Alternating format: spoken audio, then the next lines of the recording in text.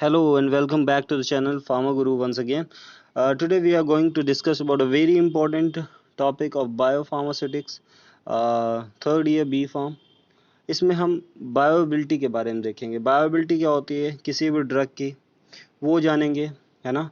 बायोबिलिटी हमारे therapeutic efficacy यानी कि किसी भी डिजीज को जब हम ट्रीट करने के लिए लेते हैं तो कितना वो इफेक्टिव है ये पता करते हैं हम बायोबिलिटी से. तो आज बायोबिलिटी जानेंगे और ये बहुत ही इंपॉर्टेंट टॉपिक है, आता है. So let's start. तो bioavailability is defined as a rate and extent of absorption of unchange drug from its dosage form and become available at the site of action. ठीक है, तो अगर आप ध्यान से समझेंगे तो आसानी से समझ में आ जाएगा और याद करने की भी जरूरत नहीं पड़ेगी. तो क्या होता है कि बायोबिलिटी जो होती है वो रेट होती है. रेट मतलब आप टाइम समझ सकते हो या दर समझ सकते हो यानी कि स्पीड समझ सकते हो. ठीक है, एंड एक्सटेंट मतलब कि आप अमाउंट ले सकते हो कि 5 mg, 10 mg, 20 mg and so on. ठीक है, तो कितना अमाउंट गया ब्लड में, है ना, सिस्टमिक सर्कुलेशन में, और कितनी स्पीड से गया, यही है बायोबिलिटी. अब आपको ऑफ एब्जॉर्प्शन, तो पहले एब्जॉर्प्शन पता होना चाहिए. ठीक है, तो एब्जॉर्प्शन क्या होता है. एब्जॉर्प्शन देखिए क्या होता है. मान लीजिए ये हमारा माउथ है एम. ठीक है, दिस इज आवर माउथ.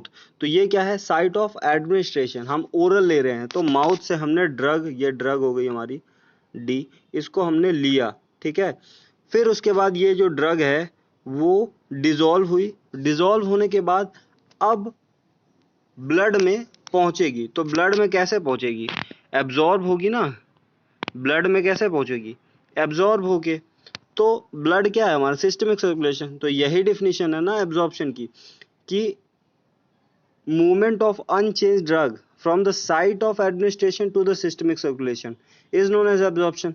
तो यहाँ पे भी जिस रेट से और जिस एक्सटेंट तक ड्रग का एब्जॉर्प्शन हो रहा है, और वो भी अनचेंज ड्रग, मतलब कि जो ड्रग है उसमें कोई भी चेंजेस ना आए, यानी कि वो मेटाबोलाइज ना हो, मेटाबॉलिज्म नहीं होना चाहिए किसी भी एंजाइम की वजह से या किसी भी अदर फैक्टर की वजह से, इंटरेक्ट नहीं होनी चाहिए.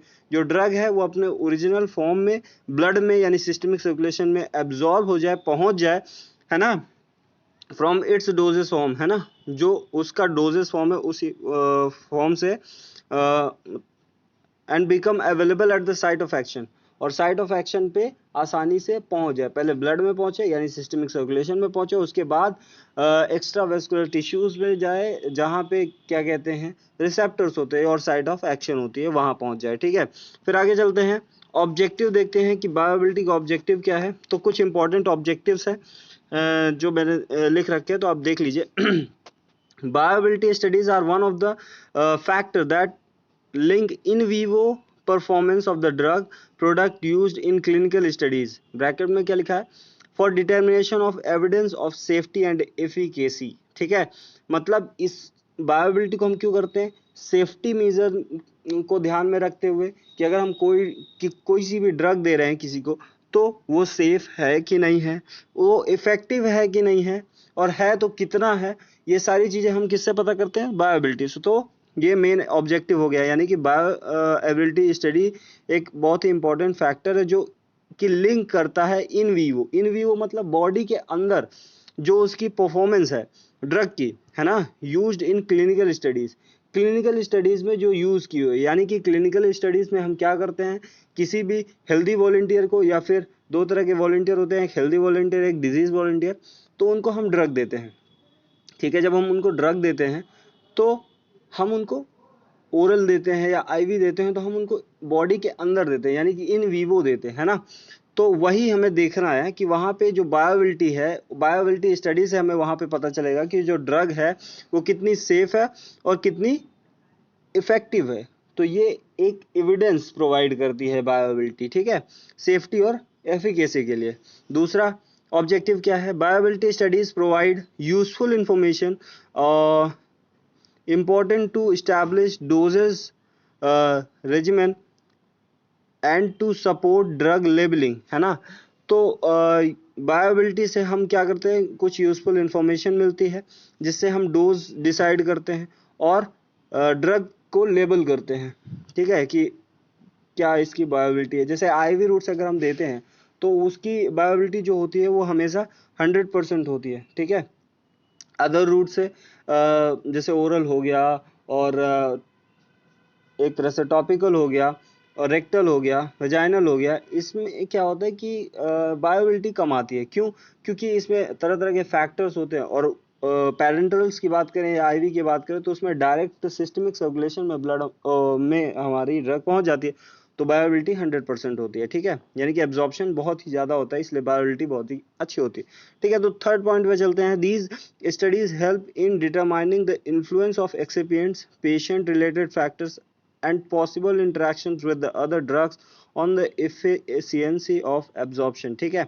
मतलब इस पॉइंट्स में क्या कह रहा है, ये जो ऑब्जेक्टिव है बायोबिलिटी का, इसमें क्या कह रहा है कि जो स्टडीज होती हैं बायोबिलिटी की वो डिटरमाइन करती है इन्फ्लुएंस ऑफ एक्सिपिएंट्स, है ना, जो एक्सिपिएंट्स हम अपने डोजेस फॉर्म में या ड्रग में ऐड करते हैं उसका क्या इफेक्ट है, इन्फ्लुएंस है। पेशेंट रिलेटेड फैक्टर, यानी कि पेशेंट को डिजीज है या वो हेल्दी है उससे, या फिर वो एज उसकी क्या है, वो इन्फेंट है या फिर एडल्ट है या फिर ओल्ड पर्सन है, है ना, मेल है फीमेल है, तो पेशेंट रिलेटेड जो फैक्टर है वो भी क्या इन्फ्लुएंस करता है ना। Interaction with the other drug on the efficiency of absorption, है ना, जो ड्रग है वो किसी अदर ड्रग से क्या इंटरेक्ट कर रही है और कर रही है तो क्या इफेक्ट दे रही है, तो ये सारी चीजें हमें सिर्फ और सिर्फ बायोबिलिटी से पता चलती है, जो कि बहुत ही इंपॉर्टेंट चीजें हैं, ठीक है। फिर चौथे ऑब्जेक्टिव पे चलते हैं। बायोबिलिटी studies estimates the quality control of the drug product during the early stage of marketing so that the influence of processing factor, storage and stability on the drug absorption can be determined, है ना। तो जो बायोबिलिटी study होती है वो estimate करती है quality control of the drug product, है ना, और अर्ली स्टेज ऑफ मार्केटिंग, है ना। तो जो क्वालिटी है ड्रग प्रोडक्ट की वो बायोबिलिटी के थ्रू सेट की जाती है, और जो मार्केटिंग है ना, अर्ली स्टेज ऑफ मार्केटिंग है वो भी इसी बेस पे काम करता है। जैसे आपने एक ऐड देखा होगा, वो बोलता इनो का सिर्फ 2 सेकंड में, है ना, 5 सेकंड में, 10 सेकंड में मतलब आपकी जो एसिडिटी है उसको दूर करना। तो ये क्यों बोल रहे हैं, ये 2 सेकंड 5 सेकंड क्या है, ये यही है बायोबिलिटी है ना, कि आपकी ड्रग साइट ऑफ एक्शन पे कितनी जल्दी पहुंची और जितनी जल्दी वो साइट ऑफ एडमिनिस्ट्रेशन मतलब एक्शन पे पहुंचेगी तो उतनी जल्दी वो इफेक्ट देगी, है ना। तो वही है, ठीक है। फिर आगे क्या लिखा है, द बायोबिल फ्रैक्शंस, एफ से डिनोट करते हैं बायोबिलिटी को, एफ से डिनोट करते हैं, is a term which refers to the fraction of administered dose that enters the systemic circulation and can be calculated as, है ना। तो जो बायोअवेलेबल फ्रैक्शन होता है, बायो अवेलेबल फ्रैक्शन होता है, यानी कि जो आपने डोज जो है एडमिनिस्टर की है और वो सिस्टमिक सर्कुलेशन में पहुंच गई है, अगर आपको उसको कैलकुलेट करना होगा तो आप कैसे करोगे। तो दो तरीके हैं, एक बायो अवेलेबल डोज होता है और दूसरा एडमिनिस्टर्ड डोज होता है, ठीक है। तो बायो अवेलेबल डोज क्या होता है, बायो अवेलेबल डोज वो डोज होता है जो आपने मान लीजिए 5 mg की ड्रग ली और उसके बाद ब्लड में 4.5 mg की ड्रग पहुंची, तो ये जो है या जो भी ड्रग पहुंची ब्लड में उसे बोलते हैं बायो अवेलेबल ड्रग, यानी ब्लड में जो भी कंसेंट्रेशन है ड्रग की प्रेजेंट उस समय उसे बोलेंगे बायो अवेलेबल डोज। और एडमिनिस्टर्ड डोज जो आपने एडमिनिस्टर की है, जो आपने खाई है ना, या लगाई है टॉपिकली अगर हम बात करें, तो वो हो गई एडमिनिस्टर्ड डोज। आपने 10 mg की 500 mg की टैबलेट खाई तो वो आपकी एडमिनिस्टर्ड डोज हो गई। फिर आगे क्या लिखा है, bioavailability of the drug depends upon mainly 3 major factors, 3 major factors पे मेनली वर्क करता है। कौन कौन से मेजर फैक्टर्स हैं, pharmaceutical factor including the physicochemical factor and formulation factor, है ना, पेशेंट रिलेटेड फैक्टर और रूट ऑफ ड्रग एडमिनिस्ट्रेशन, है ना। जैसे कि मैंने आपको पहले ही बताया है कि जो बायोबिलिटी है वो पेशेंट रिलेटेड फैक्टर पे डिपेंड करती है, मतलब कि आप इन्फेंट को दे रहे हो, आप एडल्ट को दे रहे हो या ओल्ड एज वाले को दे रहे हो, तो अगर इन्फेंट या ओल्ड एज वाले को दोगे तो उसमें बहुत सारी चीज़ें नहीं होती हैं, तो वहाँ पे इफ़ेक्ट आएगा, बायोबिलिटी में इफ़ेक्ट आएगा, है ना। जबकि एडल्ट में सबसे अच्छी बायोबिलिटी होगी, है ना। तो यही सारी चीज़ें हैं। पहला जो फैक्टर है pharmaceutical factor including the physicochemical factor and formulation factor. जो आपने ड्रग मैन्युफैक्चर की है उसमें उसका फॉर्मुलेशन कैसा है वो इफ़ेक्ट करेगा बायोबिलिटी को। फिजियोकेमिकल फैक्टर है वो इफ़ेक्ट करेगा। तीसरा जो फैक्टर है रूट ऑफ ड्रग एडमिनिस्ट्रेशन, जो कि मोस्ट इम्पोर्टेंट फैक्टर है। आपको मैंने पहले ही शुरुआत में बताया कि अगर आप आईवी या फिर पेरेंटल यानी कि आईएम देते हैं तो उसमें क्या होता है कि जो बायोबिलिटी है वो 100% आती है, ओरल में उससे कम आती है ना, टॉपिकल में उससे कम, वजाइनल और रेक्टल में, है ना, इसी तरह उससे भी कम। तो ये होता क्यों है, ये क्यों होता है? क्योंकि रूट ऑफ एडमिनिस्ट्रेशन चेंज हो रहा है। आपको अगर मैं एक एग्जांपल के थ्रू समझाना चाहूँ तो देखिए, अगर आप मान लीजिए कॉलेज जा रहे हैं, ठीक है, आप कॉलेज जा रहे हैं तो आपको क्या है कि अगर कॉलेज पास में है ना, तो आप आसानी से चले जाएंगे। लेकिन अगर वहीं कॉलेज पास में है उसके बाद आपको बाइक मिल जाए तो और आसानी से पहुंच जाएंगे। और अगर कॉलेज पास में है और आपको कार मिल जाए तो और आसानी से आप पहुंच जाएंगे। तो इसका मेरा कहने का मतलब ये है कि यहाँ पे आपको जितनी फैसिलिटी प्रोवाइड होगी, आईवी में क्या होता है कि ड्रग जो है हमारी सीधे ब्लड में जाती है, वहां पे एब्जॉर्प्शन का कोई पैटर्न नहीं होता है।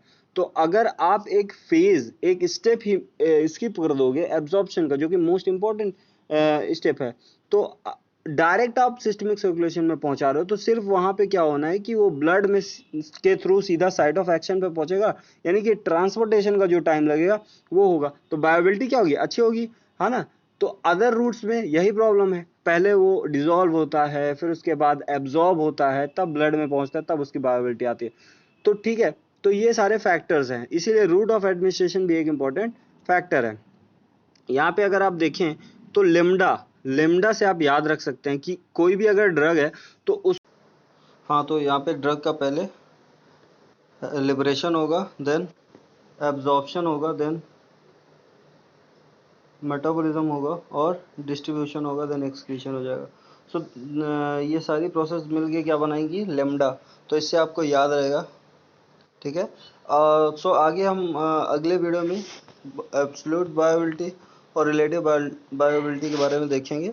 तो अगर आपको वीडियो पसंद आई हो तो इसे सब्सक्राइब करें, और नोट्स आपको इस वीडियो के डिस्क्रिप्शन बॉक्स में मिल जाएगा, तो वहाँ से आप नोट्स ले सकते हैं। So thanks for watching.